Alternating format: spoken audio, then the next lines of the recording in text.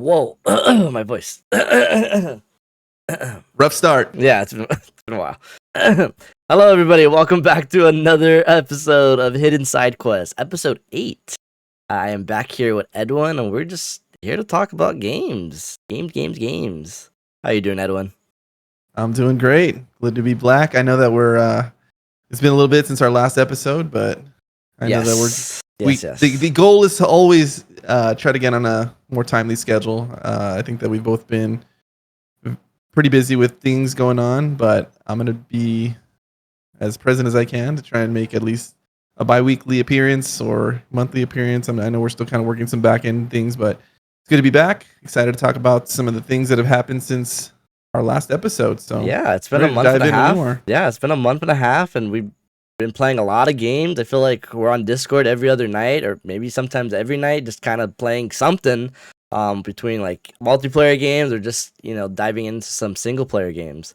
One of the games I know we definitely are going to talk about today, just kind of what we've been playing, is Expedition 33, a game that we both really dived into. But I feel like you should take the reins in this one because you love this game. You absolutely love this game, and you've been playing the heck out of this game. You've 100%ed this game.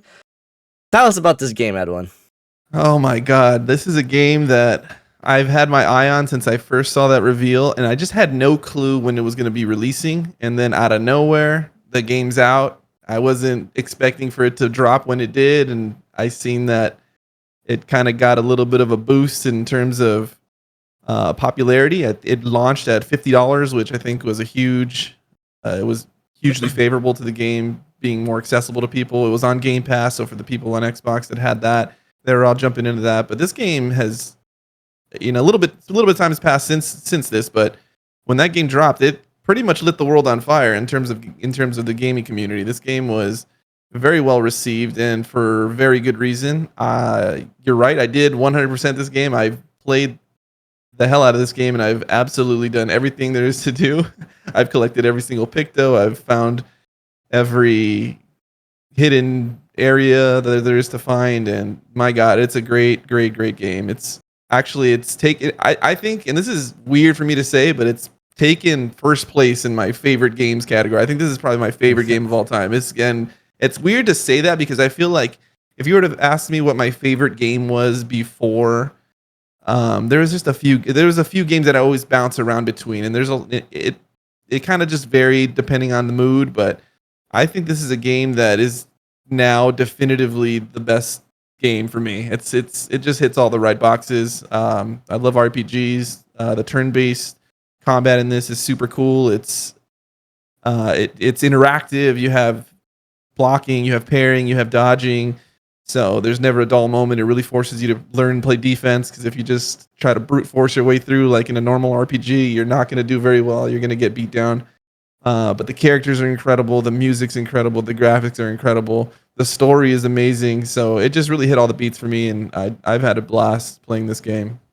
But yeah, what do you think about that? What do you think about Expedition? Yeah, just to kind of chime in, this game, again, kind of like Edwin, I remember seeing this at an Xbox presentation a while back, and it just looked amazing off the bat. And that was the last time I saw it. So when it got, when it just basically it felt it's like it got shadow dropped.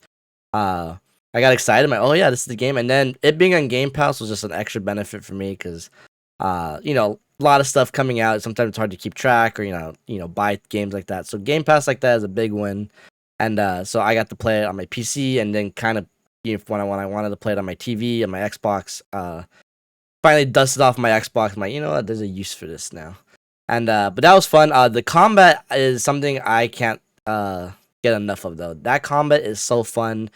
Edwin watched me play most of the game, and he would just see me just battle random enemies. Like, it never felt like a grind. It always felt fun. Even the low level enemies that you just randomly encounter, like, it always felt fun. It always felt intuitive. It always felt like it had good gameplay attached to it. And I think that just shows like how special the game is. And the combat just is really fun. I'm not gonna lie, the story confused me in the beginning, but once things started panning out, I got really intrigued by it.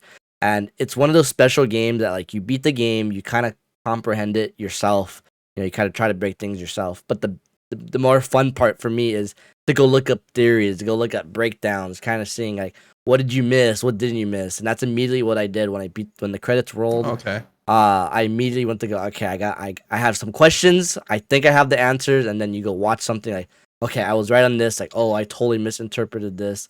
Like, it was really fun. Not to get into heavy spoilers, but I do like the ending of it. The ending feels like one of those endings where like it's a good conversation starter. It's a good like me and Edward are gonna go to lunch and dissect this ending type of thing. And we did a little over text when he asked me like how it played out for me, and I think that's cool. I love games like that. I love when games aren't afraid to, loosen up a little on perhaps people have different endings and stuff. And the endings for the endings that are in this game, I think, are both really good. And it's really fun to. I have a few friends that played it. You just talked to Nathan in the chat. We talked about one of the endings, and we chose opposite endings. So we kind of like, why did you choose that? I'm like, oh, I don't know. I felt like this should play out this way. Like, I kind of felt like this was wrong. And then the way he explained it is like, no, I think this was wrong. I'm like, that's interesting because I don't think that at all. And like, I think, interpreting a stories game like that is, or a game story like that is really, really fun. Really fun game. I want to go back to it. I know there's a lot of post game stuff that everyone's hyped up. Oh, I can't wait. Yeah, I didn't realize you did a little deep dive over there. But yeah, like I feel like I've played this game already 3 times because I played it myself. I just trailblazed right through it, and I feel like I watched Randy play most of his game, and then I have another buddy who I watched also play the game. So I felt like I was a little bit of a coach in the background where I can kind of make some good recommendations, things that I didn't necessarily know right off the rip. But now having messed around with all the pictos, some of the combinations are absolutely crazy, and I feel like you've only really scraped the surface there, but there's plenty to go and do, and the fact that there's a new game plus I think is a huge deal. I'm going to definitely be playing that. I've just been kind of waiting on when to pull the trigger because I still like going around, and they recently released an update where you can actually refight some of the bosses from the game, so I've just been doing that, and I'm just try to get better at pairing and masterfully beating some of these bosses. But I think I've gotten pretty OP, so I need to do a little new game plus to where the enemies are a lot tougher and might give me a little more challenge. But great fucking game, man. Yeah. I think we'll talk about it more. Maybe we'll have a spoiler cast one day. We'll have some of my friends maybe, and we can talk about it more deeply. Also, side note, I learned this literally today. You know, when you look at a fire hydrant and you see those little diamonds, like it shows like a fire hazard, like it's like a warning that something's gonna happen. Have you seen that? Okay, basically, is it a sign or is it on the hydrant? It's on the it's on the fire extinguisher. Like it shows a little diamond, like, oh, be careful, this is flammable. Anyways, at work today, I was at orientation, and I learned that those symbols are called pictos. And I'm like, oh, they look like the pictos from. I'm like, I wonder if that's the inspiration. That's just coincidence. I'm like, literally, I'm looking at my paper. I'm like, it's like a quiet room. And it's like, I'm like, cool. Anyways, there are no pictos for me outside of They're obscure, but that's a cool little side piece. Yeah. So yeah, that's cool. So yeah, we've been playing a lot of Expedition 33. It feels like that was the main goal for both of us for a while. I just came back from a trip that me and my best friend Nick and my family a little bit. We were just grinding out Pokemon Go out in New Jersey and New York. And not gonna lie, Pokemon Go always gonna have a special place in my heart. And the last few months have been kind of like a very low point of like, okay, we open the game, we do stuff. But running around the city with Pokemon fans and my friend and stuff, like, really hyped up the game for me again. Again, we're kind of back now that I'm back home. We're kind of at this low point again, but I'm glad to know that like the travel aspect of Pokemon Go still excites me, and it was fun running around, and it was just fun seeing a lot of Pokemon fans out there. I feel like this was the most social I've been at a Pokemon event. I'm always usually social, like I'll talk to people, but by the end of the event, I was missing a few shinies, and there's thousands of people at this event. You just gotta shout out, "I need shiny, blah blah blah," and someone will have it. Someone will have it and ask for a really dumb thing because someone's treasures another man's like garbage. Like sometimes people just miss a community day or something. So the event ended.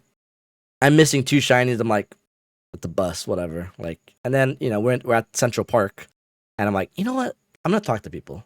So I was aiming for like groups of people. I'm like, I just wanted, maybe I can ask like 20 people at once rather than individualizing it. So I went to my first group. I'm like, does anybody have a shiny Sotodle? And like 2 people, I have a shiny Sotodle. I'm like, okay, we start negotiating. We trade.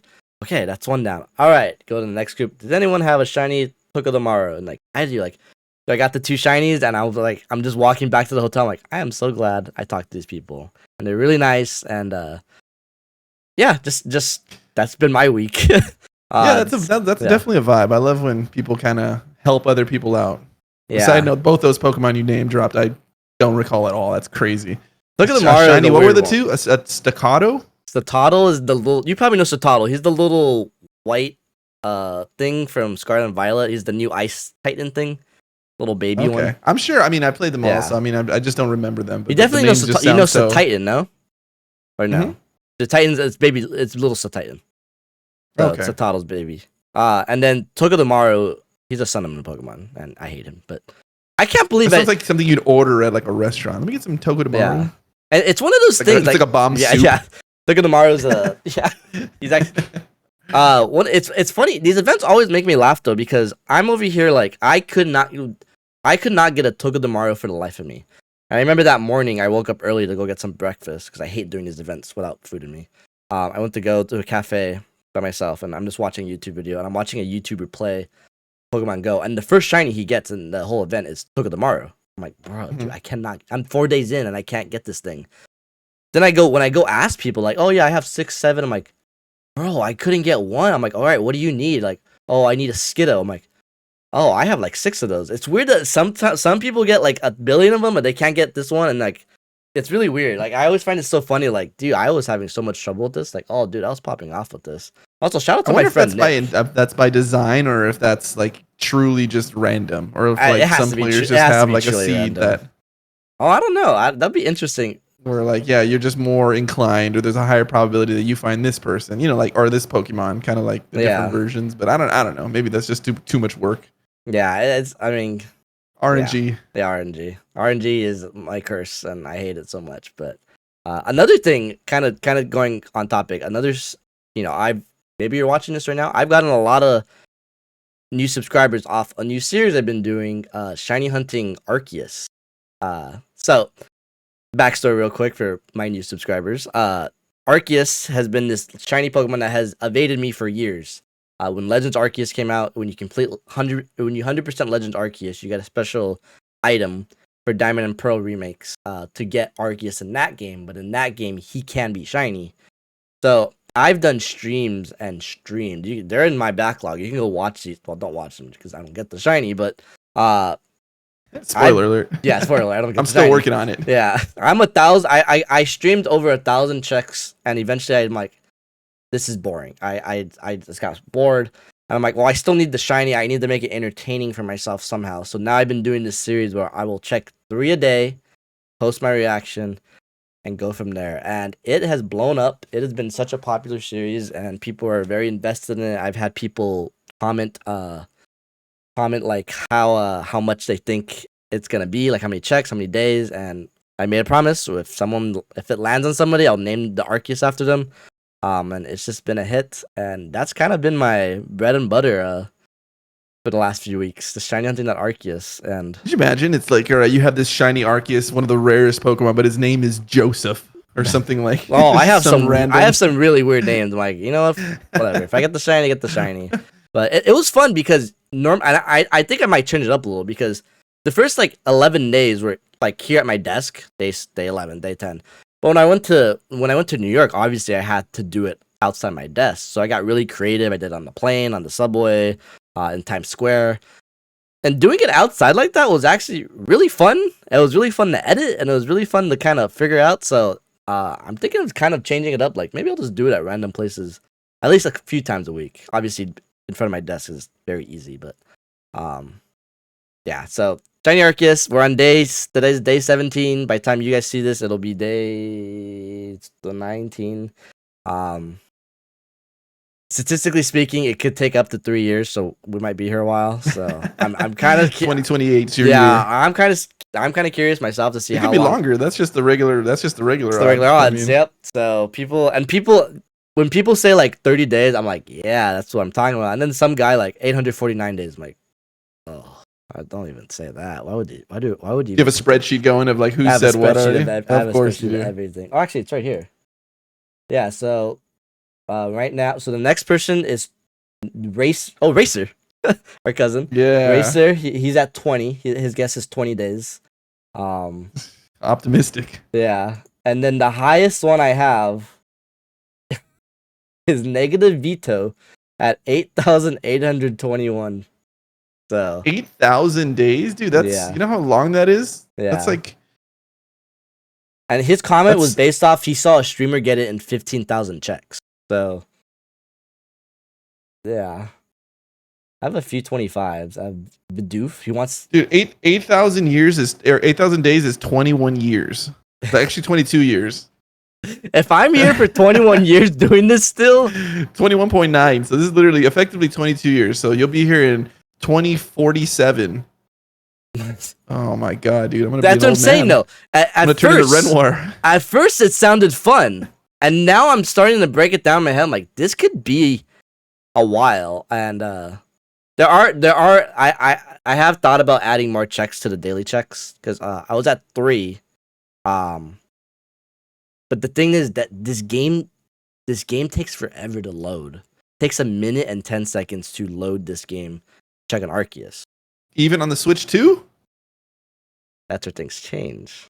The Switch 2 loads it up in Peak 22 seconds. efficiency. So when I found that out, I didn't think about load time being faster on this bad boy right here. Hell yeah. So I might add more checks to the daily because I only added 3 because I was going insane doing 5. I originally was going to be 5.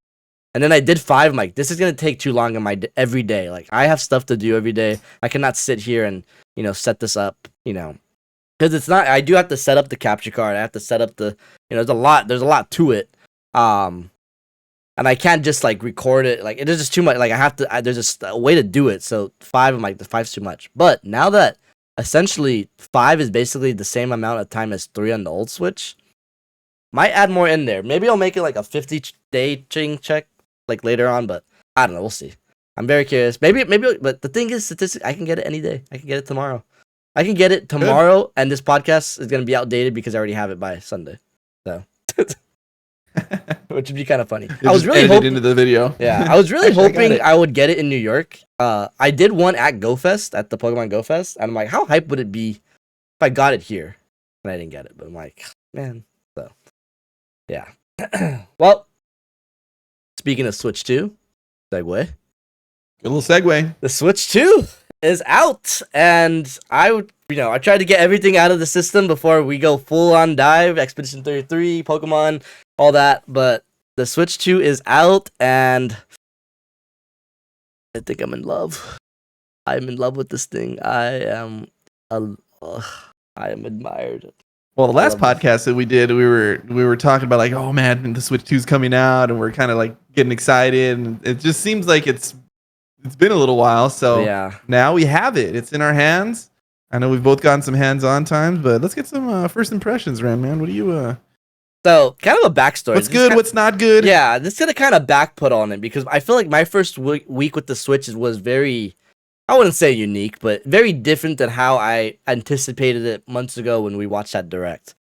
So the Switch 2 came out on June 5th, and my flight to New York was June 5th, very early in the morning. So June 4th, we had to make sure, me and my best friend who was going on the trip with us, we needed to secure our Switch 2s. There's no question about it. I refused to get on that plane without that Switch 2 in my hands. So Switch 2 came out. Alright, the Switch 2 came out on June 4th, and that morning, classic Randy, I woke up sick. I'm like, oh my god, I'm gonna be sick on the trip. I'm gonna be sick, I had so many plans, content-wise, for that night. I was gonna stream. I was gonna record an unboxing, but by the time I got the Switch, also getting the Switch 2 at Best Buy it took a lot longer than I thought. I don't know why I thought it would be in and out. I don't know why I thought they would have like 30 Switches. Dude, I rolled up and there was a line. So in California, there's the Downey Best Buy. I rolled up. There is a line fucking 4 stores down. And I'm like, I'm hoping this is the line for people that think they're going to get something that they didn't pre-order. And I'm like, maybe they're just waiting to see if there's stock, or I don't know what they're hopeful for, but I get them in the line, and they tell me that this is the reservation line. I'm like, holy shit. Okay. Yeah. So I was surprised how much they got. Like, yeah, hundreds. Yeah. There was hundreds of people in line. It was crazy. So that already kind of threw a wrench, and my I felt bad because we got 2 Switches. I got one in my account, and my mom got one in her account, so she had to be there to get the other Switch. And my mom's trying to pack for her trip and stuff, and I'm like, it'll be quick. It'll be quick. We didn't get home till like 10:30. Like it was late, and at that point, like, okay, well, I'm not making a video. I'm not streaming. Like I gotta rest. I was really sick, and I had to make the adult decision I need to go to sleep. I need to rest before my trip, or I'm gonna feel worse than I already do. And I felt bad because my friends are playing Mario Kart. Everybody's playing Mario Kart. I'm in the Discord. I'm hearing everybody play Mario Kart, and I'm like, I can't do it. I need to sleep. Even if it's like an hour nap, just something. So, thankfully, it worked out because while I was asleep, I was downloading all the games for my trip. The transfer process was very easy, so woke up and we got to the airport, and I didn't really get to play the Switch until we got past TSA, and finally we had like 30 minutes before our flight. Me and my friend Nick, we finally played some Mario Kart, and finally got to dive in, and basically played most of my flight. I wasn't really tired. I really just wanted to play the Switch too, and basically the first week was all in handheld. I didn't really get to play on the TV until I got back from my trip. I almost took a dock to New York, but I kept telling my friend, like, hey, we're in New York. Let's not worry about playing the Switch too much. Like, let's enjoy the trip. As much as I really want to play, like, this is a very expensive trip and one in a lifetime, for a lot of people. So, like, let's just enjoy the trip. And then we can play the Switch, when we're back from the hotel or, like, we're on a subway or something. So, played a lot of Mario Kart. I did download Cyberpunk, and Cyberpunk was my main game on the flights, and I enjoyed what I played for Cyberpunk so far. And, yeah, I guess we can kind of just dive in, like, what we've been playing on the Switch too. I know I've been kind of going crazy with playing stuff on the Switch too.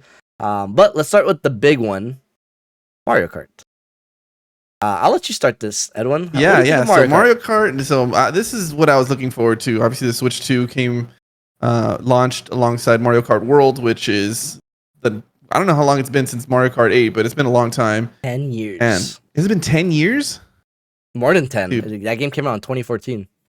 Oh my god, that's imagine you're gonna get 2. You might get 2 more Mario Karts before you get Arceus. That's rip. Mario Kart World 3 in 21.9 years. Oh my god. But anyway, the Mario Kart World, that was really the only game at launch that I was looking forward to playing. I'll start with this. Before I get into Mario Kart World, I thought that I was gonna be able to download Elden Ring day one. Dude, when's Elden Ring coming out? It's not coming out? It's coming out. I don't TBD? know when. I don't know when. Yeah, to be determined. This year. Fucking tarnished edition. Yeah. So, real quick side note, been playing a lot of Elden Ring Night Rain, which is a fantastic game. So I was really kind of in the mood to play some Elden Ring, just original, because I think Randy and I have plans to play that when that game drops, and he'll get to experience it for the first time. I've already played the hell out of the game. Also one of my favorite games of all time, but no Elden Ring, so that was a little bit of a bummer. But Mario Kart World was more than enough to recover from that. I think that game is fantastic. I've already done all the races. I've gotten 3 stars on all of the 50 cc's, and now I'm trying to do the 150 cc's to try and see if I can clean up everything. But there's just so much. There's so much to unlock in that game. I'm tripping out. There's costumes upon costumes for characters. There's all kinds of hidden stuff in the open world. The tracks are incredible. The music's so sick.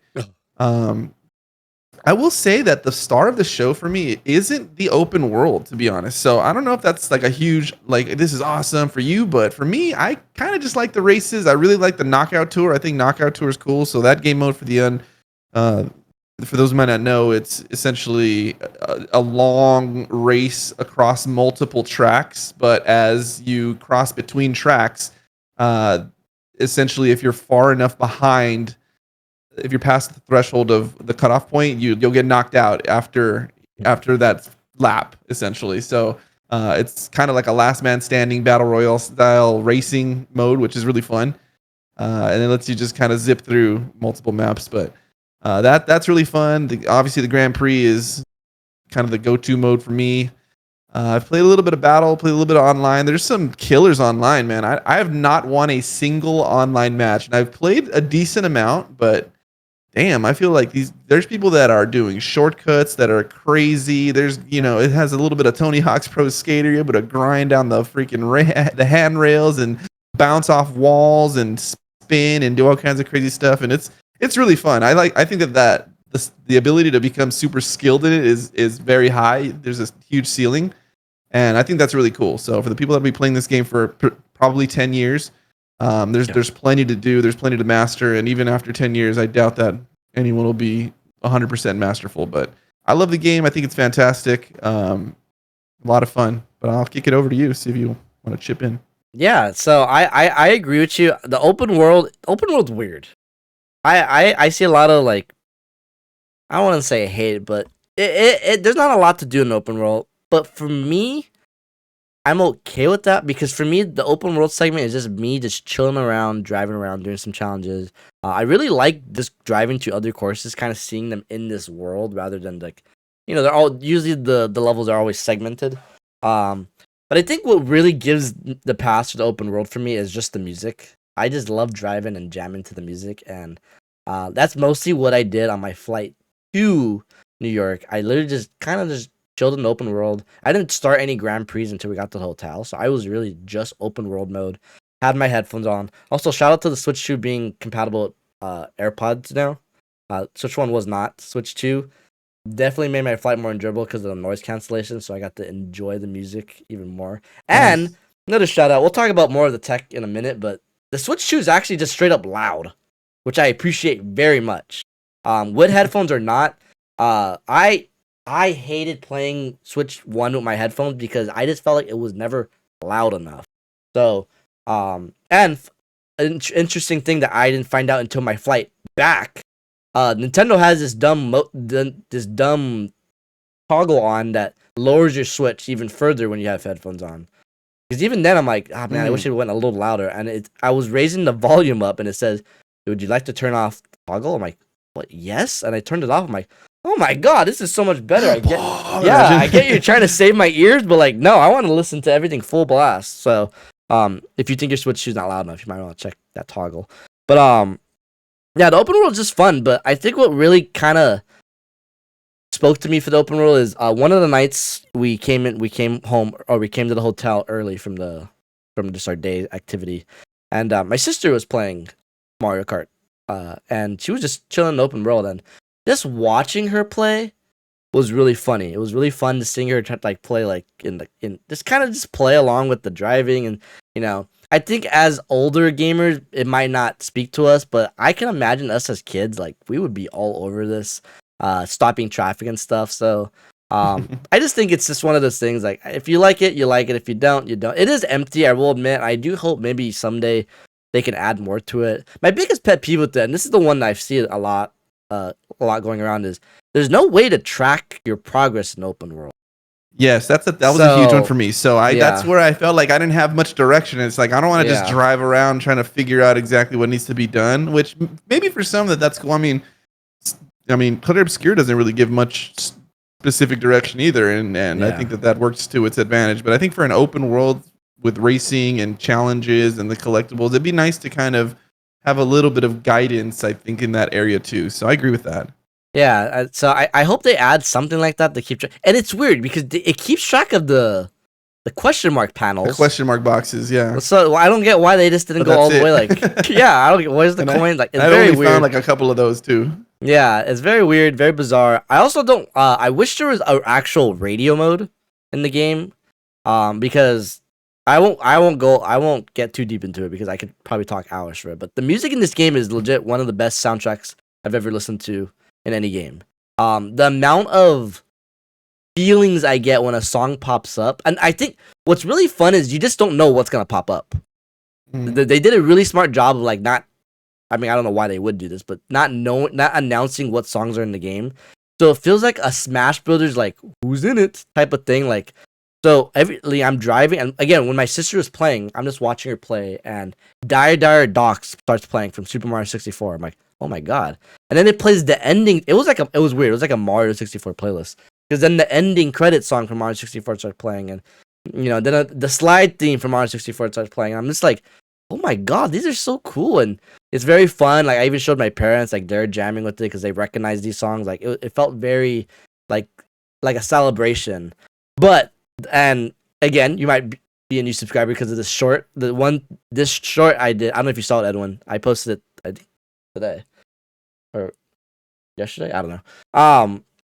But it's basically me like reacting to one of the songs, and then like it slowly transforms into like the Mario Galaxy. It's a Mario Galaxy song, and I posted that, and on all 3 platforms they went viral. Like that was probably the fastest thing I've ever had on Instagram. And what I like about it is people are appreciating the music just as much as I am, and I'm really happy that people are happy with the soundtrack because. Good feedback like that, I think Nintendo's gonna be more inclined to do stuff like that in the future, perhaps with other franchises. But the music just really is so special to me. And the song that I used in that short, I legit went for a run in New York, and I'm like, you know what? I'm just gonna jam to the Mario Kart World soundtrack. I'm just gonna put it on shuffle, see what happens.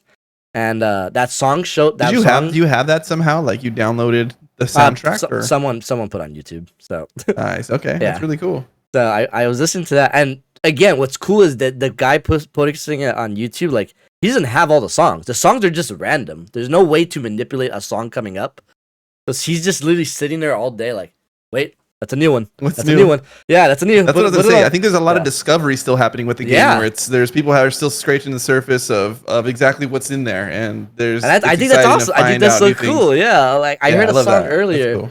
I'm like, oh, that's a new one. They Boy Galaxy. I'm like, from Mario Galaxy. I'm like, shout out. But that song I used in the short, I literally had to stop running and like catch my breath. Like, oh my god! Like it literally transformed me into that moment first playing Mario Galaxy. So I just think that's how special the soundtrack is, and because that's so special, I think the open world for me just kind of gets an extra point. Just kind of jamming, because the open world, there are 300 songs in this game that got remixed. So, oh my god, 280 of them are only in open world sections, while the other 20 are like in the Grand Prix stuff. So, there's a lot of stuff that's just straight up only in the open world. So, I need to do more of that. Then that's so much. That's so much to see and hear. That's crazy. Yeah, the music again. And I was doing a test earlier, and I literally just left my TV on the open world mode and just jammed out. Again, I hope they add some type of radio feature later to kind of break it down better. Skip through songs and kind of that would be cool. I wish it like told you or what like a master list. Yeah, I wish it had a little icon of like what song you're listening to. They'll come out with that at some point. Yeah, I think that's a safe bet. Yeah. So I'm loving Mario Kart. I haven't actually touched. You just mentioned battle mode. I haven't touched battle mode once. I forgot battle mode existed. Battle mode was really good in Mario Kart 8, but they took a lot of those fun modes out, which I don't know why. So I kind of just. I wasn't interested in it. Real quick, how many players did Mario Kart 8 have at one time? 12. They doubled it. So the battle mode is a fucking war zone, dude. There's 24 people on a freaking map, and it's insane. It's it's awesome. So you score by actually knocking off the balloons. So you can't like hide in the corner and try to outlast people. You actually have to actively go out and try to get balloon pops. And even if you get knocked out, I think I don't remember. I think if you get knocked out, you're out. But I think that if you got a certain score up to that point, it might count it. I'm not sure, but it's really fun. I had a good time with it. I didn't realize what it was, because I completely didn't even play that at all in Mario Kart 8. So I was just kind of going through all the modes. Yeah, Mario Kart 8's battle. So in Mario Kart World, it's balloon fight, which honestly balloon fight's always a banger. And then I think it's coin runners. That's other mode. Oh yeah, I haven't even tried that one. Yeah, coin runners I think is lame. Well, it was lame. I don't know if they updated it, but whack. In Mario Kart 8 Deluxe on Switch, they had those two, but they had this one called Piranha Plant something. It's basically cops and robbers. That's the one where you have like the thing on your back, right? It's cops and robbers. So you basically one Piranha Plant basically captures them, and then you have to go. That one's really fun. What was the other mode? I didn't even. Yeah, that's right. Shine Runners. Shine Runners really fun. You have to basically hold the shine sprite as long as possible. And then there's another mode. Oh yeah, you get jacked. Somebody walks in you. Yeah, I don't remember what the fifth one was, But those are fun. I actually collabed with a streamer like a few days before the Switch 2 came out, and we played Mario Kart 8 as like a final for all. And one of her viewers is like, "Oh, play the battle mode," and I'm like, "I'm down for battle mode," but she was like, "No, battle mode sucks." I'm like, "Gotta do what the viewer says," and we did it, and I'm playing it. I'm like, I forgot how fun battle mode is. I wish battle mode was a mode more people came over for, and like, let's play battle mode. I feel like it was more popular when we were kids, like on N64 and GameCube. I feel like somewhere Dude, in I the would mix. my dad and I would play it on Super Nintendo. We call it balloons. You want to play balloons, and it's just two players, and we'd just be running, and the little squares are flat. It's just so much fun. Somewhere in N64 that mix as well. Yeah, somewhere in that mix, people kind of dropped off battle mode, but Yeah. but Blue, Like I that didn't even think pyramid about level 24 on people. N64 where there's 4 towers. That's such an iconic level. Block Fortress, that's what it's called. Yeah. Like it. Yeah. But yeah, so Mario Kart's been obviously the main draw for most Switch users. Nintendo announced today that 80% of the people who bought Switches in America bought Mario Kart, which is an insane number. I don't know if you saw this too. The Switch sold 3.5 million units in 4 days. Yeah, it's amazing. Yeah, it's amazing. Shout out to Nintendo too for this was something I think we talked about in a previous podcast, but just the supply and being able to meet that. And you know, I think I predicted that there's going to be people that this is going to sell out, but I think that if you really, really tried to get one, that you probably had a better chance than not to actually obtain one at launch. So it hasn't been too crazy. I kind of keep tabs on the market as well. So the people that are trying to scalp them or whatever, they're not getting very much more money. So I see them on Facebook Marketplace for like the bundle for $560 or $570, which is like basically what you pay for it anyway. It's like $20 more or something. So it's like whatever. Not too bad. Suck at scalpers. So have coming into the Switch 2, have you played any other games on Switch 2, or has it just been Mario Kart? No, I have played. I did purchase the upgrade pack for Tears of the Kingdom because I did want to go back in there, and that game runs beautifully. If that ran that way, because that's another game I absolutely adore. It's one of the top 10 games of all time for me. Actually, probably top 5 to be honest. That's a great game. But yeah, that thing runs in a very high frame rate. It looks super crisp. Damn, I just wish I played that version of it at the beginning. But I do want to go back. There's a couple little things. That game's massive. I did most everything in that game, but not every single thing. So I kind of want to just play around in that sandbox a little bit and just clean up some of the things that I may have missed the first time around. But so that's what I was doing. I was just running around as Link, kind of messing around with his god hand. What does he call that? I don't know what it's called, but yeah, his hand tool. Yeah, his god hand called the god hand. It's funny. So I haven't tried Tears of the Kingdom. I tried Breath of the Wild. I haven't tried Tears. I'm assuming they run the same. Yeah, I'm sure, and they look great. Breath of the Wild is awesome. I actually think I might replay Breath of the Wild. Tears of the Kingdom, I think, is too big of a game for me to kind of. And that's saying a lot because Breath of the Wild is also a very big game. But Breath of the Wild, I think they're both big to digest. I'm just happy those exist, and whenever we do decide to replay them years down the line, we have those options. That version, they run great. Yeah, they do. So kind of bouncing around for me. When I got home, I took the day off after I came back home, and I spent my last day of vacation basically just testing out every Switch game I own. Basically, a few Switch games got updates specifically for the Switch 2, but there's a lot of Switch games that just ran poorly, just run better on Switch. Good example is my friend Nick, big MLB guy. MLB The Show notoriously runs horribly on Switch, and that's the reason why he never got it on Switch. He plays it on PlayStation, runs flawlessly and stuff. But when he got the Switch 2, he was asking me like, "Do you think it runs better on Switch 2?"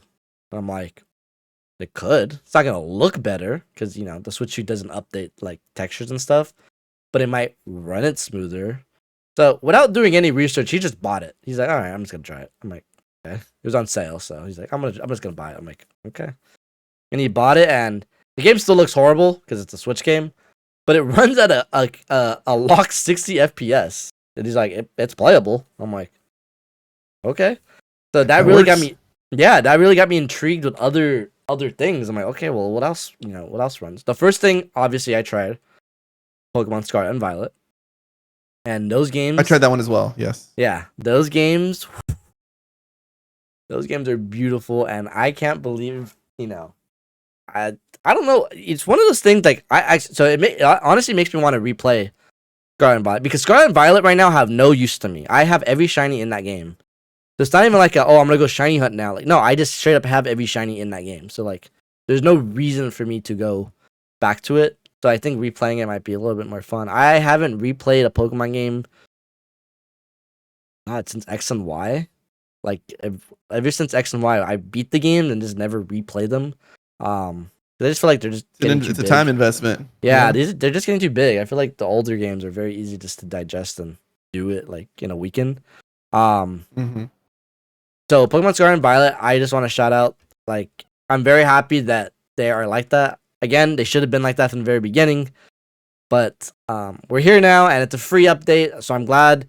They could have easily charged for that, like they did for like Tears of the Kingdom and stuff. But I think people are more willing to pay for Tears of the Kingdom because that already felt like a complete package. Scarlet and Violet were a mess, and I'm just happy I'm sure Pokemon Company wanted to charge us, but Nintendo's like, no, we have to win good faith back. But it also gets me very excited for Legends ZA later this year. The game's running this well now.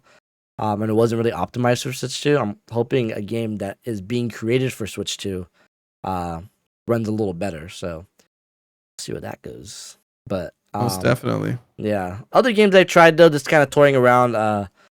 Mario Odyssey looks beautiful with HDR. The textures were upgraded to 4K. The game was already locked at 60 FPS, so game smoothness isn't really much different. Splatoon got its Switch update yesterday. And again, the frame rate was always dipping here and there, so it's a locked 60 FPS now, which is nice. And the textures look nice. And Splatoon's a colorful franchise, a very colorful game. So having that in HDR and stuff, just looks beautiful. What other games got updates? You played Cyberpunk a little bit, right? Cyberpunk, yeah, we can talk about Cyberpunk real quick. So Cyberpunk, I've only played it. Well, that's not true. I tested it on my monitor here. But I've mostly played 99% of that game has been played on handheld, and I'm absolutely loving it as a handheld game. I want to shout out to the Cyberpunk team. This is the control options they give me.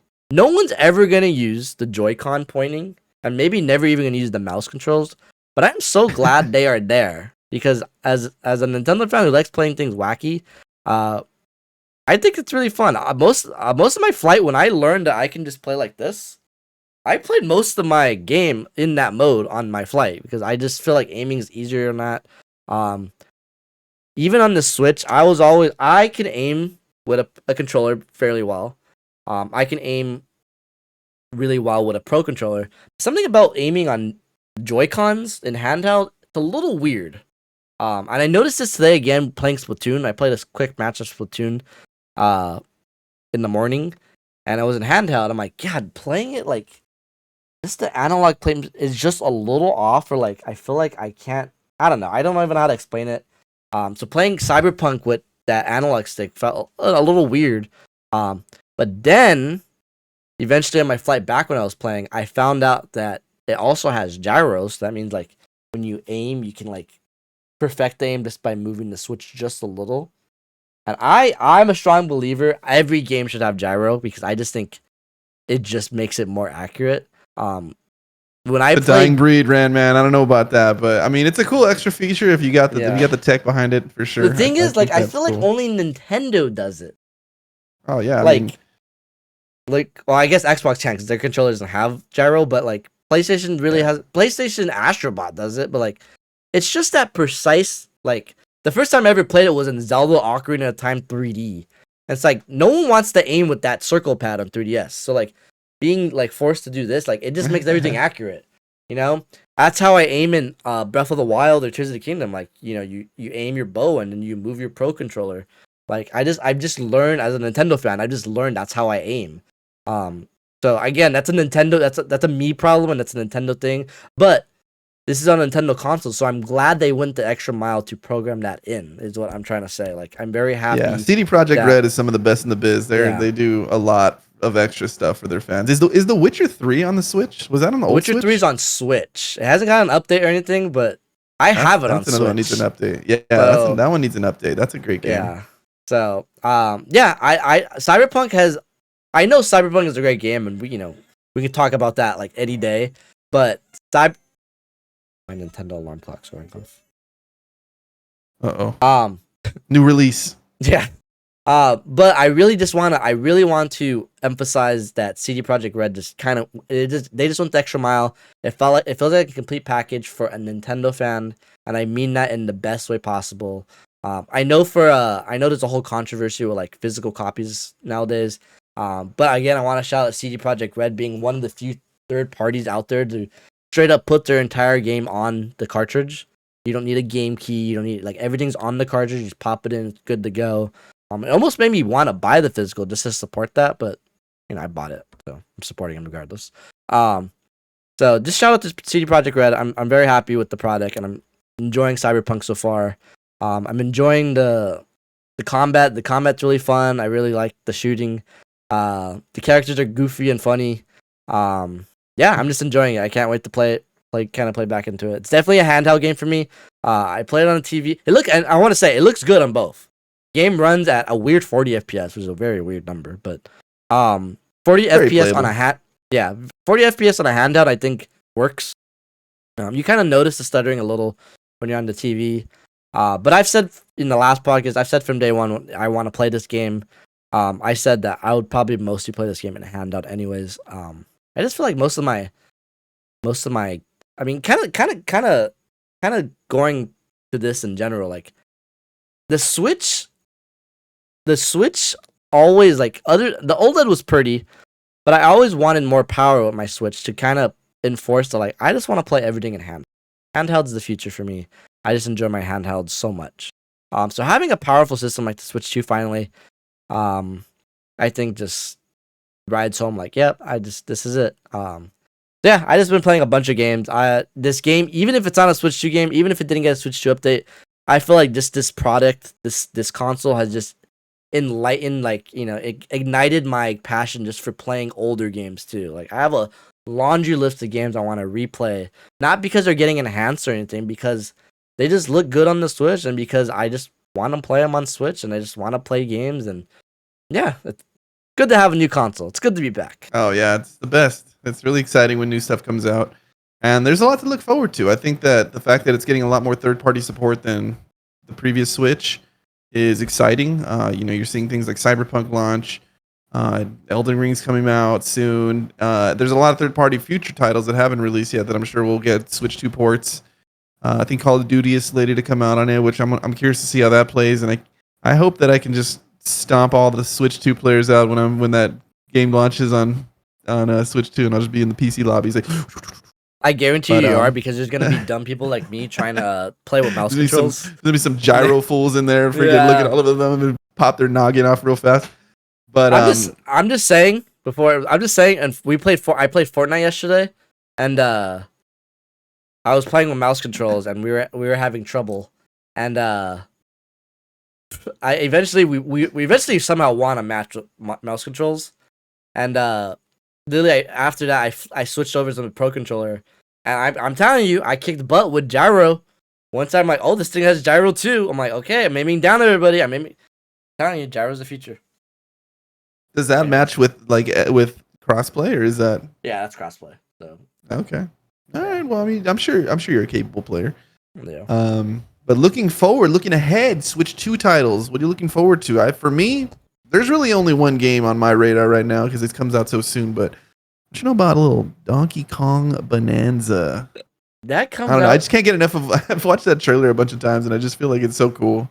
I just you can burrow into the ground. He's just pounding the freaking floor out. You could smash walls. This is awesome. I just want to be able to I hope it has that that Tears of the Kingdom approach where there's just so many weird ways you can strategize on how to solve getting into areas, and the fact that Donkey Kong's just this powerful beast, it's probably gonna just be a lot of fun. So I'm excited for that game. That's what I really want to play the most. Yeah, that comes out in less or a little over a month.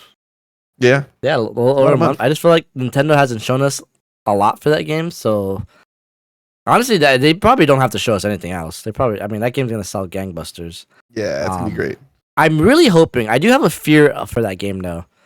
I'm hoping that feels, and I'm sure it will, but I'm hoping it feels that 3D Mario void. Because I honestly don't. Yeah, I don't think we're getting a 3D Mario game this year. I was banking on that being the first year chewing. But I think this is gonna be our 3D Mario for the year. So, I'm really hoping I'm satisfied with it like a 3D Mario. Donkey Kong hasn't had a 3D platformer since the N64 days, and that's one that's not looked highly upon. But also that was made by Rare, so different companies. So I'm hopeful. I'm very excited for it regardless. And yeah, other games I'm excited for. Which I don't even really know what else is on the horizon that's like that level of hype. They haven't really announced anything for later. They have that Zelda game, which honestly, low-key, thinking about it, I remember watching... the Dynasty Warriors one or whatever it's called. I'm actually kind of hyped for it now, thinking about it, because that game's probably going to run at a good frame rate. That's another game that got updated, but didn't get updated. Like, that game just runs better on Switch too, which is nice. And seeing gameplay, I haven't played it myself, but I saw gameplay of it. I'm like, honestly, if the next one runs like this, like, it's a lot more, enticing for me. So that'll be fun. Kirby comes out this year. Kirby Air Riders. The Kirby 3D game gets a Switch 2 remake this in August. I played like the first level. People swear, and again, I might get hate for this. People swear that, and I kid you not, Edwin, you can go look this up. People swear this game is like Mario Galaxy level good. I played the first level. I'm like, it's cute. Not, Kirby's not my cup of tea, but it's cute. But they say you have to stick it out like 1 or 2 worlds in, and like it gets really good, like Mario Odyssey and Mario Galaxy level good. I'm like, really? Yeah, the music's just as good as Mario Galaxy. I'm like, okay, clearly I missed something. So that's the one I'm very excited to go back to.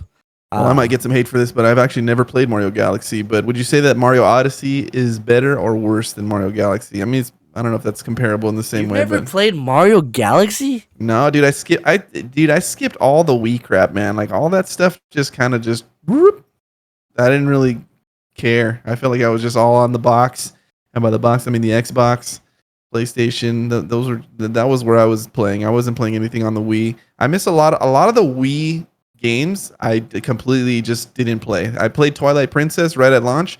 Miss Skyward Sword, Miss Mario Galaxy, Miss Mario Galaxy 2, which I know is even better than Mario Galaxy 1 to a lot of people. There's a lot I missed there for sure, but once the Switch came out, I kind of jumped back. Yeah, Tropical Freeze, missed it, all that stuff, man. I'm there's a big hole in my Nintendo dude, you have to play Tropical Freeze before Donkey Kong Bonanza. I might play that.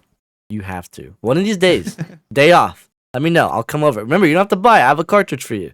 Pop it in your Switch too. It's right here. We'll get some pizza. We can do co-op. We can play together. Ooh. There we go. Sounds so good, dude. I've been eating so healthy, and I just want pizza now. Oh man, what a game! I think Mario Galaxy clears Odyssey. No offense, Odyssey. I don't think it's even a competition. And I love Odyssey. I truly do love Odyssey. But Mario Galaxy is just something special. Mario Galaxy 2. Actually, I take that back. I did play a little bit of Galaxy. I remember having it, and like it's I didn't care for the fact that the world were like circular. Yeah. It was kind of weird. It's a little wacky. I didn't stick with it. Yeah. Galaxy 2's technically better. I don't know why. I kind of like 1 better, but 2's technically the better game. I think I just have more of a connection. When 1 came out, one of my favorite memories. I don't know if I put this in our memories video, but one of my favorite memories is my parents just came home with Mario Galaxy one night, and it literally felt like an event. Not in the sense of like it was not just a new Mario game came out, but my mom was very into like she was my way to get gaming news because I had no idea how to, surf the web yet. Like she reads the news, she looks online, she reports to me like, oh yeah. She was just, I don't know where she heard this from, and I guess it's kind of true. Like the spiritual successor to Mario 64, which immediately hyped me up. I'm like, oh my god, because Mario Sunshine was supposed to be that, but it had no connection whatsoever. And just seeing in the box art, like they're going back to normal stars and stuff. So like I was hyped. But not only that, like when my parents came with it, came to the house with it, we put it in the disc, we put it in the Wii. My dad made popcorn. My mom set up the surround system. We all sat on the couch together.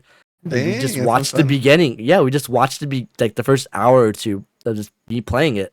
It just felt so awesome. It felt awesome coming to the speakers. It's funny. It looks so good to me, but we're on a plasma TV of like not even a plasma. What are those fat ones called? Yeah, the plasmas. It could have been plasma. It could have been like there's DLP and there's LCDs, but yeah, there's it was a very old TV and old version, the Wii, the old it's HD. 480p. Yeah, it wasn't even HD, 480p because the Wii didn't do standard? HD. Okay, Yeah, we didn't do HD. We call them the fat TVs. Yeah, the fat ones. Like it was just in my head. Like it looked. This is the best thing I've ever seen in my life. But come a long way. So yeah, Mario Galaxy holds a special place in my heart. So that's what I'm saying. Hearing these Mario Galaxy remixes in Mario Kart World, changing my life. So Shout out. yeah, but yeah, God, you have to play Mario Galaxy. Oh my god, don't you own 3D All Stars? I do. You know what's funny? You can literally play that game in HD. It's right now. With a pro controller. Let's play Mario 64 instead. I have a file on there that I have like 54 stars. And like, damn, I played the hell out of this for a little while. I opened Mario 64 today to check if it looks better on the Switch too, and I should have had 3 save files with 120 stars. I'm like, damn, I 100% this 3 times. I'm like, I don't remember the first 2. Yeah, that's what my friend told me. I'm like, no, I did one for a Let's Play on the channel, so I know that exists. And then nice. I don't remember the third one, but yeah, and then Mario 6, and then there's Mario Sunshine. But we don't talk about that one. Did you ever play Mario Sunshine? No, that's another one I totally skipped. But I remember, this is gonna date me a little bit, but I remember being in a Fry's Electronics, rest in peace, that store no longer exists, but they had the GameCube on display, and they had that as a demo. And I remember like every time we'd go to that store, me and my brother would just go to the game section and just look at the different cartridges and the different games that they had for sale, but mostly to just play the demos that they had or the kiosks. So the GameCube one had that, and I remember playing a good amount because they had it out there for a while. So this is multiple trips to the Fry's Electronics store, but we didn't even have a GameCube. So GameCube was another one that was lost. We were the PS2 kids for sure. We had PS2 and PS1 and then well, that's a good segue to another one. Now you can play GameCube games on the Switch too. Edwin, I need to get you on my family plan so you get access to all this good stuff. I know you have Nicole, so yeah, you got an extra I have an extra slot still. I have an extra slot still. Throw me in there. Yeah. Throw me in there. You get to play. Have you ever played Wind Waker? No, that game that game does not. There's. I know. The character doesn't look cool, dude. Link looks like looks goofy, dude. I don't like it. He's a kid. I don't want to play as goofy kid Link, dude. I want to be He's adult funny. Link. I want to be a fucking wolf Link. Look at this. Oh my See if God. it comes on video. For those of you guys watching, while Randy loads this up, dude, I like playing as cool characters. If I have to play as a wimpy character or somebody that looks goofy, I gotta be that guy. I'm out, dude. I'm out. Look at this guy. You're telling me why I shouldn't play this. I love Link. I love Zelda, so I shouldn't write it off so quickly. I know it's probably an awesome game, but I don't know. I think that the graphic style turned me off. I don't know. I'm just. I understand. Look at How'd you get this to load up so fast? Is this the intro? No, I saved the video. Oh, okay. I'm like, you just got a video on deck. Yeah, I recorded. I started playing Wind Waker on. So for those who don't know, Wind Waker is my first Zelda game ever. So I hold a special place in my heart. But Wind Waker, Ocarina of Time. Yep. Holy cow. Yep. I remember I had all those games, but my first actual I sat and played was Majora's Mask. That game is the most confusing game to mankind to a child. So it immediately turned me off of the franchise. Literally, the GameCube my parents bought us came with a game that has every has Ocarina of Time and Majora's Mask on it. It was a very exclusive. I think it's worth like $500 now. And so me and my sister pop in the game. There's an option: Ocarina of Time or Majora's Mask. And I always joke around like, man, if we chose Ocarina of Time, my life would be a lot different. Like, I would have liked Zelda at a much younger age. But we chose the harder one, and immediately just got turned off of the franchise. You don't even play as, I don't know if you ever played Majora's Mask, but you don't even play as Link in the beginning. You play as Deku Link. So you're just really weird scrub that shoots out snot bubbles. So just turned me off. Years later, I keep hearing about Zelda this, Zelda that. It's so good. I'm like, bro, I don't know what you're talking about. So I remember that game watching sucks. I remember watching an old YouTuber. Shout out to Frequency. He's not a YouTuber anymore, but he would be my game reviewer. And I watched one of his reviews, and I'm like, you know what? Let's give it a shot. So my dad took me to Game Crazy, and we got Wind Waker for like $10, and yeah, I fell in love. And then after that, we bought Twilight Princess, and then after that, Skyward Sword came out. So Wind Waker got a kick butt remake on Wii U, and us Nintendo fans had been clamoring for this remake to make its way to Switch 2, and they just never did it. So they re-released the original GameCube version, which in my opinion is not as good, but it's there and it works, and I think it still holds up artistically. So on the plan, I'm like, I just want to see how these GameCube games look, because the GameCube app doesn't really have a lot of GameCube games on it. It only has 3. It has that, Soul Calibur, and F-Zero. And I have no interest in F-Zero or Soul Calibur other than playing as Link in Soul Calibur. So I played Wind Waker, and what was supposed to be like a 20-minute, like, let's just feel it out, became a 3-hour flight of me just playing Wind Waker.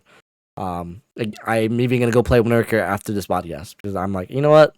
This is a killer game. And I have the GameCube controller that I can play with my Switch. So it feels right at home playing on the TV. So. You know the funny thing about Soul Calibur 2, dude? I probably have over 100 hours in Soul Calibur 2. I played that so much when I launched. That game is so good. And I played the one that had the wackest. Yeah, Soul Calibur 2 specifically. And that one, so that game came out on Xbox, PS2, and GameCube, and there was an exclusive character for each system. So the PlayStation had the wackest character, which was Heihachi from Tekken. Whack. The Xbox had Spawn, and I remember at our Uncle Todd, he had that version at his house, and I remember playing that. Like he had an Xbox. I think he won an Xbox, or somebody won an Xbox, and he had it set up, and we all went over there for like a holiday or something like that. And we were like, okay, cool. So we were playing that, and that one had Spawn, and then the GameCube version, which my buddy Daniel had, you could play as Link, and Link was just overpowered in that game. He has the bow, which can you can make it like a piercing attack, or even if you're blocking, it'll just smash right through. Link is absolutely broken. But also, that's the coolest of the 3. Side tangent. Todd, I know you watch these now. Todd and his family took care of our dog when we were in New York, and the other day my parents came in like, Todd wanted me to give you this. He just straight up gives me a Wii U controller, but without the Wii U. Look at those thumbsticks. He got some miles on them. This thing has no use for me. I'm like, what am I supposed to do with it? It just says Nintendo on it. I'll give it to Randy. I'm like, where's the console? My mom's like, I'm like, even years later, no one knows that the Wii U has a console attached to it. I'm like, whatever. Oh my god. It'll match. I don't even know what I did with my Wii U. That's like the non-premium Wii U, huh? The white one. This is the white one, yeah. This is the one that came with like no memory or something. This is the 8 GB one. That's the one. That's the one you got if you just had no other option. Yeah. Dang. Shout out to Wii U. That's cool that it was white though. Yeah. But yeah, dude, we gotta get you on that family plan. We can play Soul Calibur 2 online because it has online play. No, I gotta get my.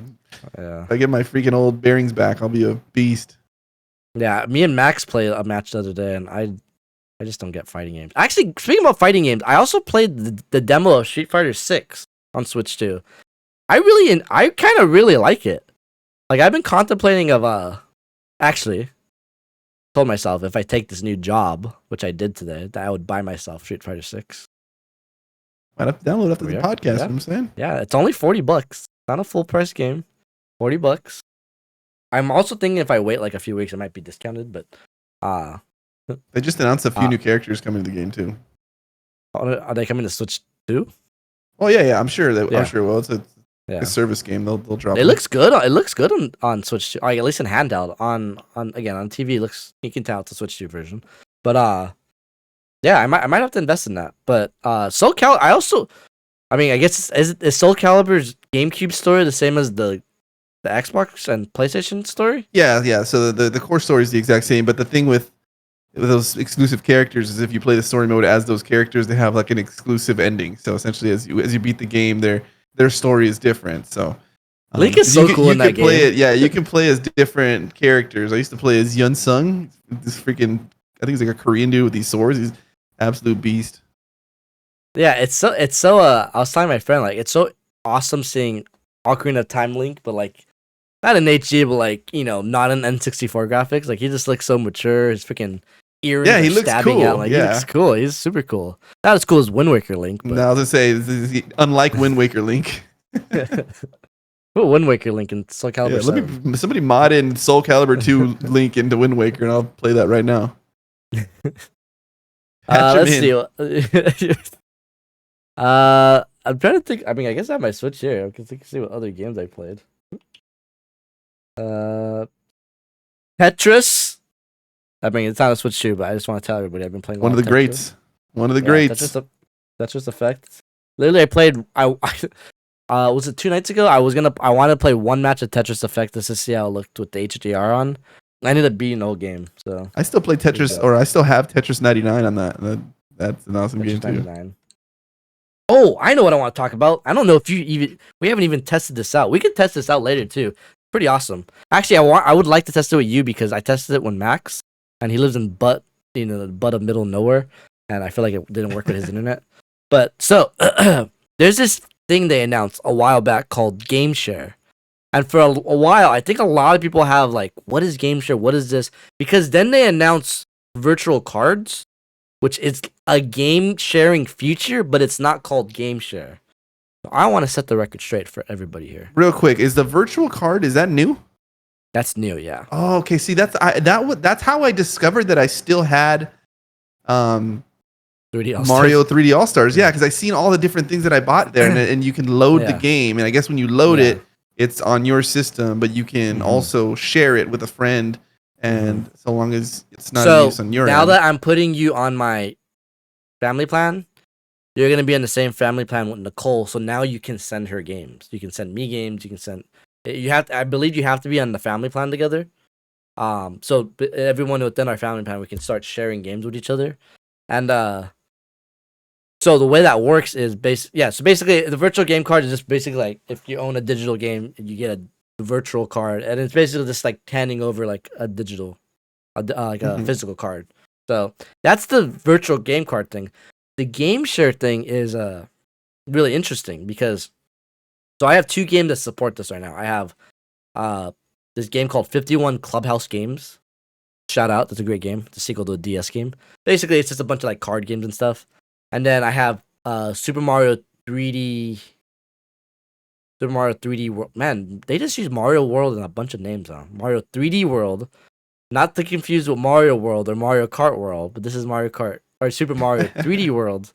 How many Mario World games are there? They're really milking the world. Apparently, the next movie is going to be called Mario World too. So, good luck on that search.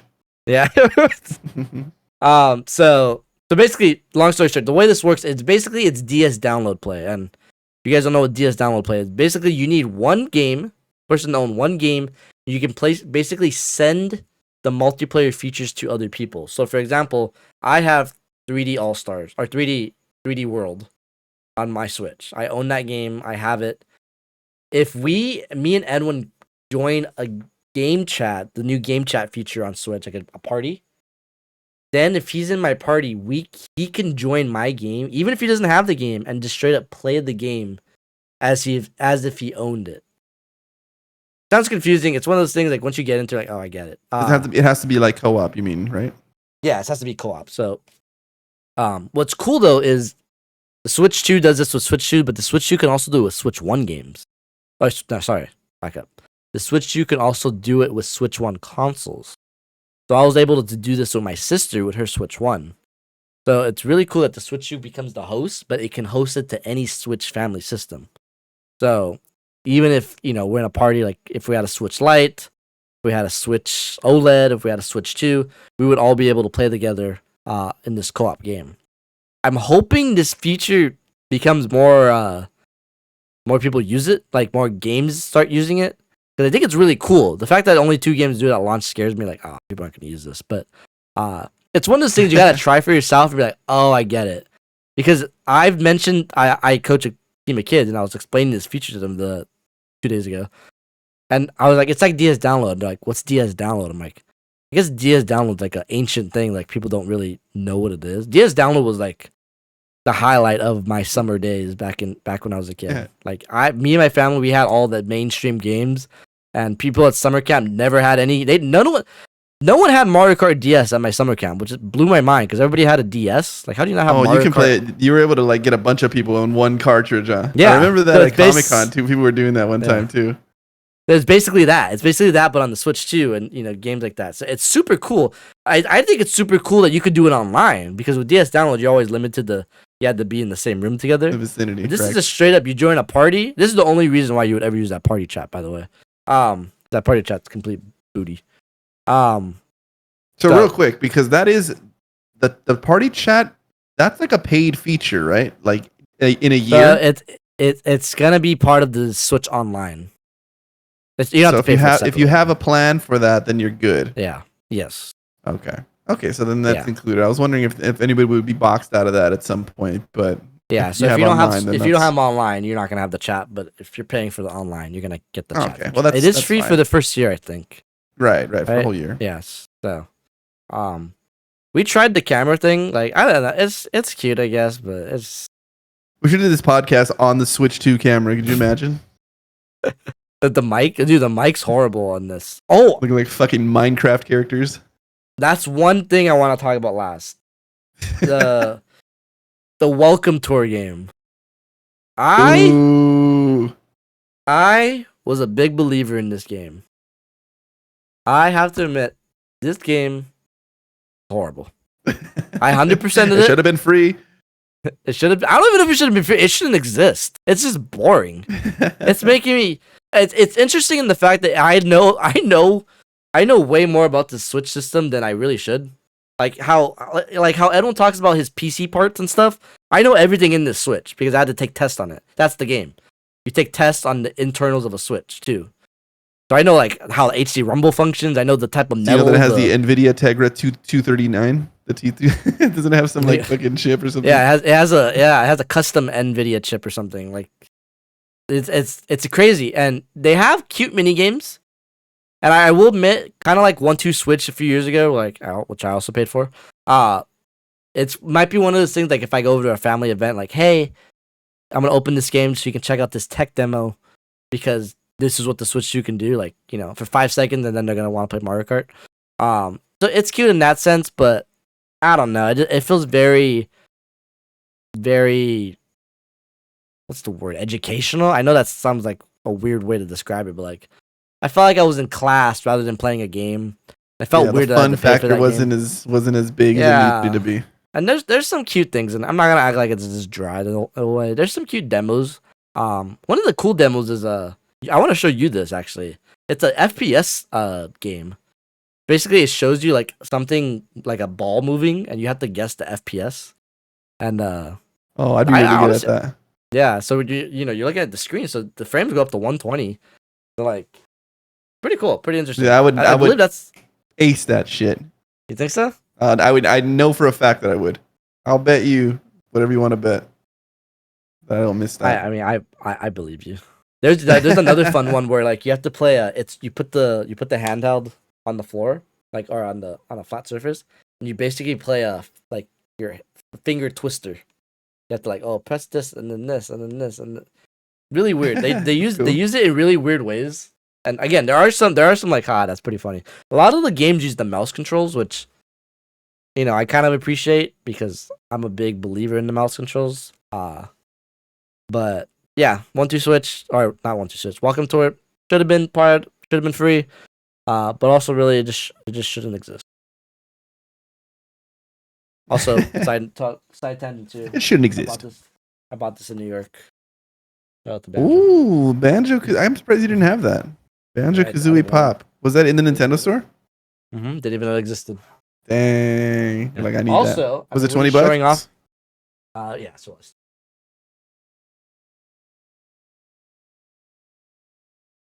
I bought at the Nintendo store a Mario Kart jacket. Oh my god. All right, chat. I mean, Boom. comment what you think that cost. Boom. And did Randy get ripped off? Boom. Boom. I bet you played Mario Kart World. Dude, that thing is probably $80. That's cute. I have a. Is it more? Yeah. Oh, I was going to say it's probably $130. My star photo is where is it? Am I getting closer? Me playing Mario Kart with my Mario Kart jacket in Times Square. Dang. Hype. Yeah. Honestly, I kind of went on a photo shoot with my Switch 2 in New York. I also took this cool photo. Honestly, I'm like, it looks like a Switch 2 ad. Me just playing a Switch 2 at the docks. Nice. So, anyways. Switch 2's already been across the country. I know. Yeah, honestly, and shout out. The Switch 2 made my flight so much more enjoyable than what they probably would have been. One of my big gripes with the Switch 2. Actually, let's play a game. Let's play a game. I literally just thought about this game right now, so we're gonna go with it. We're gonna say a positive and a negative, and then you're gonna do a negative and a positive. That makes sense? So we switch off. So we're gonna say something positive about the Switch 2. So I'll start positive, and then you're gonna go negative, and then you're gonna go positive, and then I'll go back to negative. That makes sense? Yep, hit me. Okay, so positive. The magnetics on the Joy-Con. Beautiful. Can never go back to Switch 1. No way. Rails suck. Magnets rule. Love it. Yeah. The magnets do rule. Negative? Yes. The chat and the camera feature are kind of goofy. I think they're kind of cheeks, dude. I agree. Needed to be better, but it's all right. So I'm on the positive now then, yeah? Mm-hmm. Positive now. You know, third-party support. I'm like super, super excited. It's just to kind of mostly for my wife who only plays the Switch to just be able to have access now to games that maybe I play on PC or whatever. And if there's any kind of crossover or something like that, where we'll be able to be able to play the same stuff. So I think that's really cool and that's really exciting. And specifically in the handheld space, shout out. You need that third-party support. Negative. The battery on this thing sucks, but I get it. Powerful now. It's running a lot more frame. Oh yeah, it's horrible. It's very bad. What are we talking? Like less than 2 hours? Less than 2 hours. Horrible. Oh shit. Horrible. And I get it. Like I said, it's running HDR. It's running, high frame rate. It's, now in 4K on TVs and, 1080p screen. There's a lot going on now. But man, I'm lucky this plane had a plug right in front of me because if it didn't, it wouldn't work. That would have been. It just wouldn't work. Positive. The fact that because I had to charge on the plane a lot, it was very helpful being in tabletop mode and having a USB on top. Charging it on the top. So having two USBs is very helpful. Having one on top so I can charge in tabletop is even better and made my flight way more enjoyable. Because I have taken a Switch 1 on flights before and I've had to charge it, and it's just impossible to do tabletop. So shout out to two USBs. All right, you want another one? Yeah. So you're negative. Wait, you're negative. You just did a positive. Okay, negative. Still LCD, not OLED. I think that would have been super sick to have an OLED screen.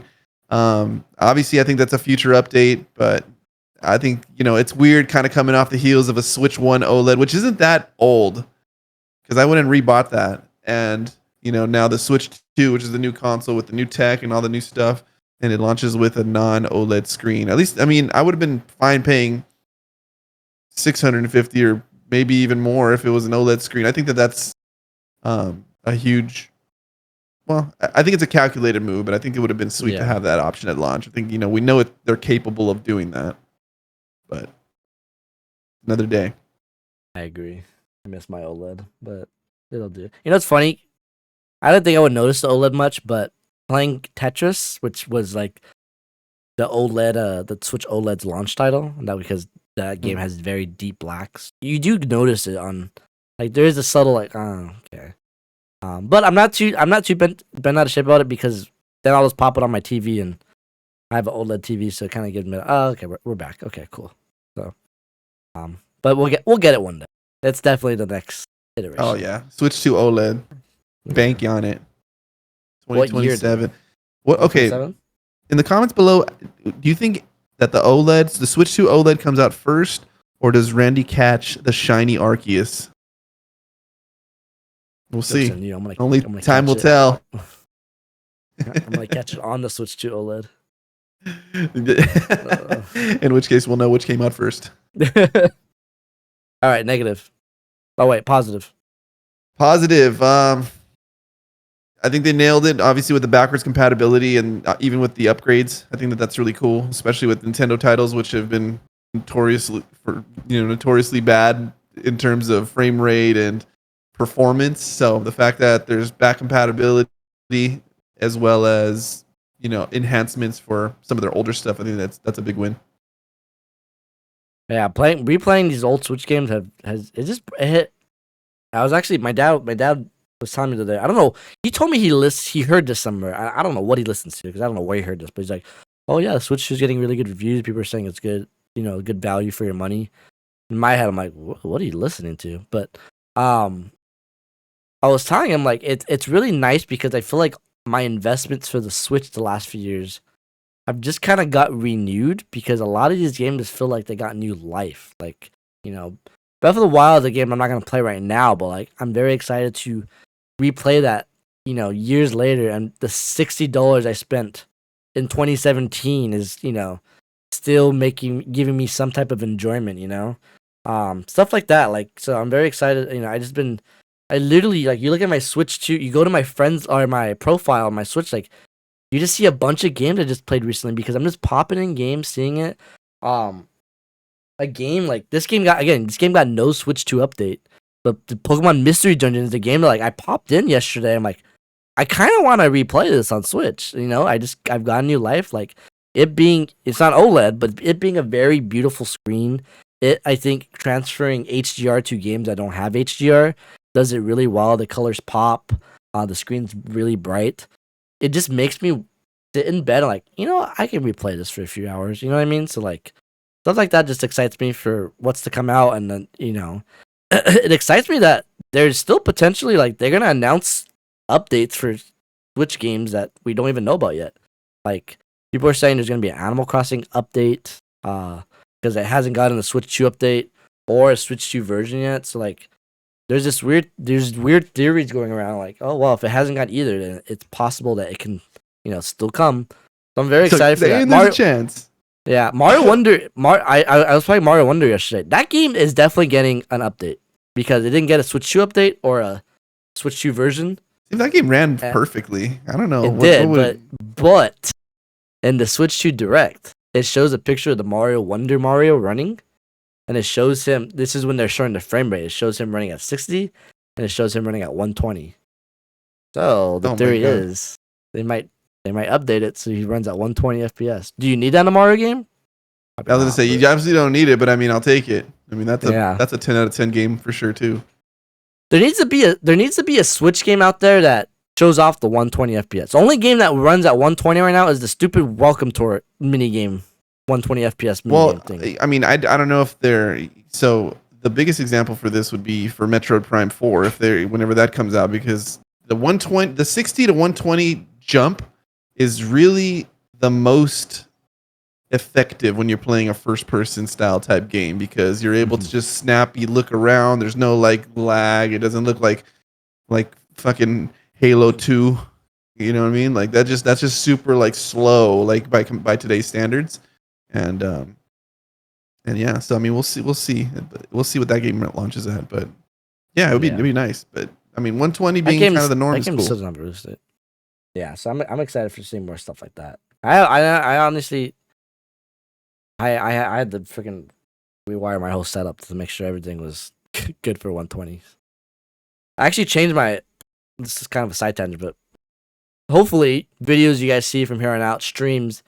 I had the way I record stuff is I have a splitter right here on my desk that goes to my capture card, and every time if I want to flip between things, I just use the splitter. So when I was playing my Switch 2 on my capture card the other day, I noticed two things. One, it just didn't look as good on the capture card. It's like something's off here. Something. I don't know what's up. When I'm recording stuff like Mario or like my Zelda Let's Play, I think I mentioned it in one of the episodes earlier this week, where I was sucking in the beginning of Zelda because I would play Zelda through the capture card screen, and there's a slight delay. So when stuff happens, like I'm missing things barely, or when I'm using the slingshot already controls horribly in those games. So now that I have this extra layer of input delay, it makes it worse. So I configured stuff around. So then I changed my monitor to the main screen so I can play off the screen. And I noticed that this monitor is a 4K monitor, but it's running everything at 1080p. So last night I switched some wires around, and I only have the Switch 2 plugged in the capture card now. And oh my god, everything looks so much better. I don't know if the splitter was making things worse or the splitter's absolutely so. Anytime you have to run, so a splitter is basically another point of contact where it's if the splitter doesn't output at the same frame rate, then you're going to lose quality. So yeah, maybe we can look at that. But yeah, oh yeah, you have to rewire all this stuff. Let me tell you, yeah. I ruined some stuff. Oh my gosh. Yeah, so I have my Switch 2 directly to my capture card now, and on the capture card it looks good. It looks a lot better, and on my screen it looks a lot better. So I'm very excited to start making content with that.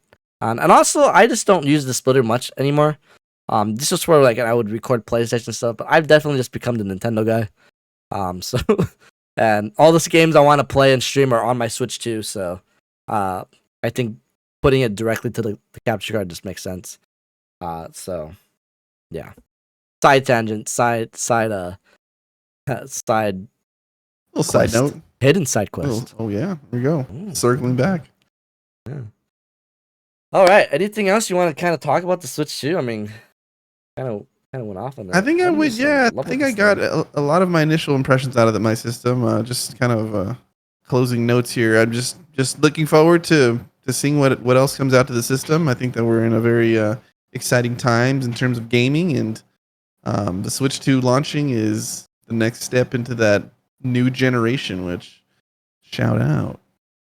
I'm so excited. We're here. And sometimes when I'm holding it and playing it, I still can't believe we have it in our hands. Like it kind of, the fact it feels like we've been waiting forever for this. But when they finally announced it, it felt like we weren't waiting long at all. Like we only like days before it came out, I actually rewatched our reaction to the direct, and I'm like, dang, this was only 7 weeks ago.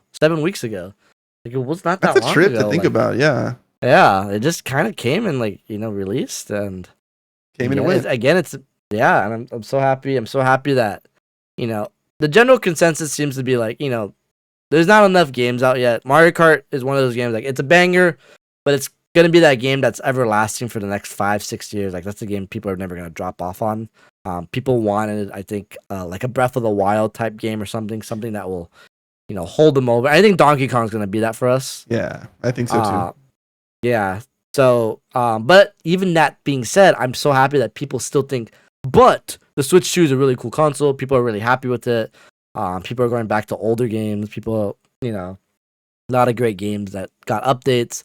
I know a lot of people, you can look at the game chart. Oh, I want to shout out the eShop too. The eShop on the Switch 2, so much better. Thank you, Nintendo. Thank you for making an actual shop that works. Thank you for not making it laggy. Yeah, I noticed that as well. Like I was going in there, it didn't suck, so I was like, I don't know if it's different or. Yeah, it's very snappy. It works, now, so I'll take it. I appreciate that. But I was gonna say, looking at the charts, you can see a lot of old Switch games, rising in the charts. Link's Awakening's in the top 15, because they got a Switch 2 update. That game doesn't frame drop anymore. Yeah, it doesn't frame drop at all anymore. It doesn't frame drop, and they got 4K textures. So I'll play that. Another reason to go back. Yeah, That's so, an easy a lot of play great games to again for play. I was thinking the other day, last thing. I was thinking the other day, there's some people out there who are getting Switch 2 who didn't own a Switch. Oh my god. They're eating. You guys are eating, dude. Oh my god. I got can't a even imagine where whole- to start. I know. It's like the people I that envy are you playing guys. freaking Final Fantasy Remake and Rebirth on PC because they never played it on PlayStation. It's like, dang, Yeah. I couldn't wait. But I mean, Dude, shout out to yeah. you guys for waiting because you guys get the best experience on it. So, Oh my god. Imagine playing Breath of the Wild in 4K 60 as your first experience ever. oh my god, that's insane. Yeah. Well, there's gonna be lots more Switch 2 news and reviews and impressions throughout the year. I'm very excited for our new Nintendo generation, our new era. Yeah. You also just leave it off right there. All right. Well, Let's thank do you hype. guys for joining us. Thank you, Randy, for putting this together, and we'll get another one soon, you guys. My Adios. throat hurts. Adios.